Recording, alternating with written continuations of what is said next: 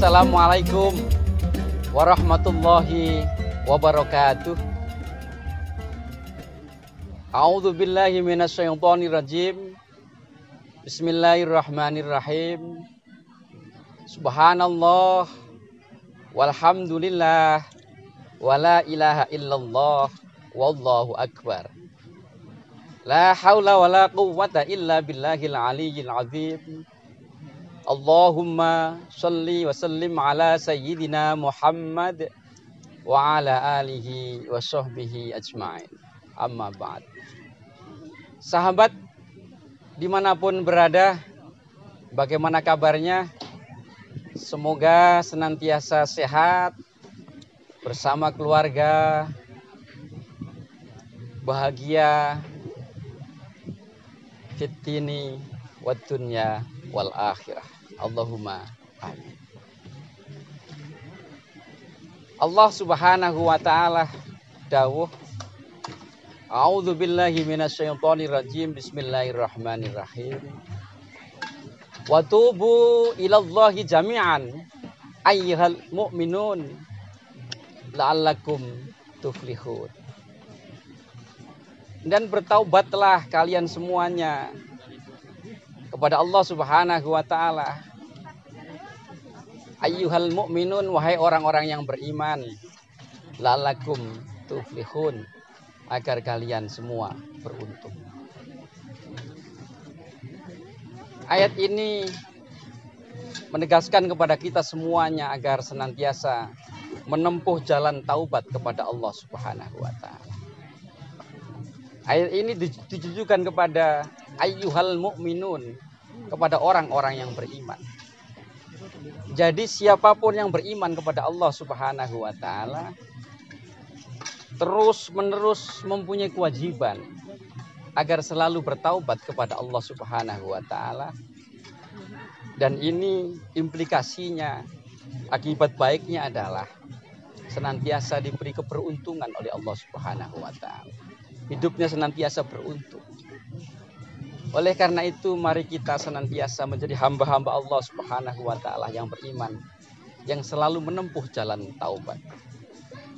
Berarti siapa saja yang beriman kepada Allah Subhanahu wa taala berkewajiban untuk taubat. Bagi yang masih melakukan dosa-dosa besar, tentu penting bertaubat kepada Allah Subhanahu wa taala dari dosa-dosa besarnya. Bagi seseorang yang sudah tidak melakukan dosa besar, tentu masih mempunyai kewajiban bertaubat kepada Allah Subhanahu wa taala dari dosa-dosa kecilnya. Bagi seseorang yang dosa besar sudah tidak dilakukan, dosa kecil sudah tidak dilakukan, masih perlu bertaubat kepada Allah Subhanahu wa taala. Apabila melakukan perbuatan-perbuatan yang makruh. Bagi seseorang yang dosa besar sudah tidak dilakukan, dosa kecil sudah tidak dilakukan, bahkan makruh pun dihindari, ini tentu sudah orang yang luar biasa baiknya. Masih perlu bertaubat kepada Allah Subhanahu wa taala dari perbuatan yang tidak utama. Misalnya duduk terpekur sendirian, tidak melakukan apa-apa misalnya. Ini tidak melakukan hal yang utama. Dia tentu perlu bertaubat kepada Allah Subhanahu wa taala. Kenapa duduk termenung sendirian itu tidak ia gunakan untuk berzikir kepada Allah misalnya. Tidak ia gunakan untuk membaca Al-Qur'an misalnya. Bertaubat kepada Allah Subhanahu wa taala. Bagi seseorang yang dosa besar sudah tidak dilakukan, dosa kecil sudah tidak dilakukan, makruh dihindari, selalu memilih yang utama-utama dalam kehidupannya. Ini orang yang luar biasa. Orang yang semacam ini juga masih perlu bertaubat kepada Allah Subhanahu wa taala dari dugaan bahwa dia termasuk orang yang baik. Jadi merasa baik saja perlu bertaubat kepada Allah Subhanahu wa taala. Mohon ampunan kepada Allah Subhanahu wa taala. Astagfirullahaladzim. Sebab merasa baik itu bahaya. Bahaya sekali. Seseorang yang sudah merasa baik tentu yang pertama sudah tidak ada gairah untuk melakukan kebaikan-kebaikan yang lainnya. Tentu yang lainnya efeknya adalah ada muncul rasa sombong di dalam hatinya. Ini berbahaya. Perlu bertaubat kepada Allah Subhanahu wa taala. Seseorang yang dosa besar sudah tidak dilakukan, dosa kecil tidak dilakukan, makruh dihindari, selalu memilih yang utama-utama, merasa baik saja pun tidak. Perlu bertaubat kepada Allah Subhanahu wa taala bahwa taubatnya telah diterima oleh Allah. Oh, berarti taubatku telah diterima. Sudah merasa begitu saja perlu bertaubat kepada Allah Subhanahu wa taala. Selanjutnya perlu bertaubat kepada Allah Subhanahu wa taala. Dugaan bahwa dirinya, ini sudah luar biasa ini. Aku termasuk wali Allah ini. Aku termasuk kekasih Allah ini. Perlu bertaubat kepada Allah Subhanahu wa taala. Tingkatan selanjutnya adalah perlu bertaubat kepada Allah Subhanahu wa taala dari hati amalia hati yang tidak diridhoi oleh Allah Subhanahu wa taala. Puncaknya adalah perlu bertaubat kepada Allah Subhanahu wa taala sesekali kalau dari lupa kepada Allah Subhanahu wa taala meskipun hanya sekejap. Dengan demikian tidak ada satupun di antara kita yang mempunyai alasan untuk tidak bertaubat kepada Allah Subhanahu wa ta'ala. Sahabat dimanapun berada edisi kali ini, saya ingin mengajak bersama-sama mari senantiasa menempuh jalan taubat kepada Allah Subhanahu wa ta'ala. Efeknya sangat besar. Kita menjadi orang-orang yang senantiasa mohon ampunan kepada Allah Subhanahu wa ta'ala. Dengan demikian kita merasa dari perasaan sudah baik, perasaan sombong, hilang semua itu. Dan dengan demikian kita akan selalu tenang. Karena istighfar kita terus menerus. Selalu mohon ampunan kepada Allah Subhanahu wa ta'ala. Bahkan dalam edisi sebelumnya disampaikan hadis Nabi Muhammad SAW. Barang siapa yang mendawamkan selalu istighfar, mohon ampunan, bertaubat kepada Allah Subhanahu wa ta'ala, akan diberi rezeki oleh Allah Subhanahu wa ta'ala dari arah yang tidak disangka-sangka. Hidupnya dijauhkan dari kesulitan-kesulitan. Maka benar Allah Subhanahu wa ta'ala menyampaikan kembali dalam Al-Quran surat An-Nur ini, la'allakum tuflihun, agar kalian semua beruntung.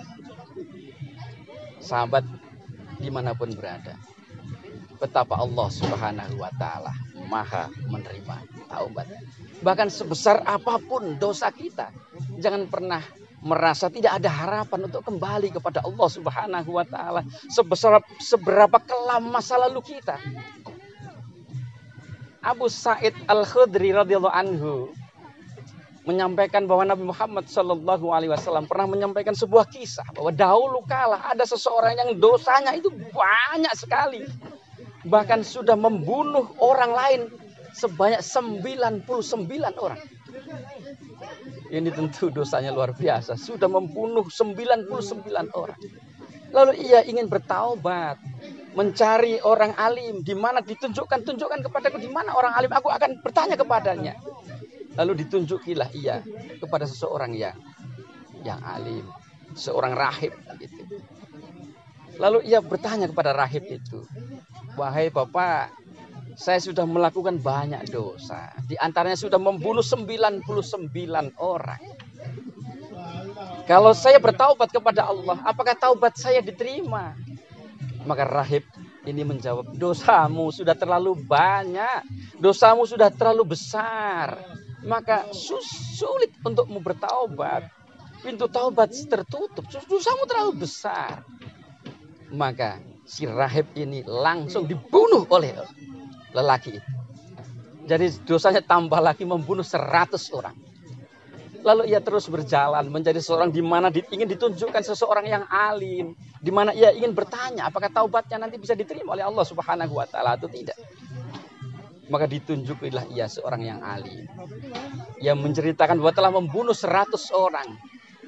Apakah taubatnya diterima oleh Allah Subhanahu wa ta'ala? Dijawab oleh orang alim itu. Taubatmu diterima oleh Allah Subhanahu wa ta'ala. Bahwa Allah menerima taubat sebesar apapun dosa hamba-hamba. Maka tinggalkanlah kampung halamanmu. Kampung halamanmu itu adalah kampung halaman yang membawa pengaruh buruk kepada dirimu. Menujulah kampung ini. Di sana adalah orang-orang yang baik, orang-orang beriman, bertakwa kepada Allah Subhanahu wa taala. Lalu berangkatlah laki-laki ini menuju kampung yang baik itu. Di tengah jalan ia meninggal dunia. Lalu datanglah malaikat rahmat, datanglah malaikat azab. Mereka, dua malaikat ini berebut ingin membawa ruh laki-laki ini. Malaikat rahmat ingin membawa ruh laki-laki ini bahwa ia telah bertaubat kepada Allah Subhanahu wa taala meskipun melakukan kebaikan. Kebaikannya hanya bertaubat lalu menuju kampung yang baik itu. Sedangkan malaikat azab berebut ingin membawa ruh laki-laki ini karena ia terlalu banyak dosanya dibanding dengan kebaikan yang hanya bertaubat menuju kampung yang baik itu. Kedua malaikat ini berdebat dan tidak menemukan kesepakatan. Lalu Allah Subhanahu wa taala menghadirkan malaikat yang ketiga yang menyerupakan diri sebagai manusia. Lalu memberikan jalan tengah. Hitunglah atau ukurlah jarak antara tempat laki-laki ini meninggal dengan kampung dia, asal kampung dia.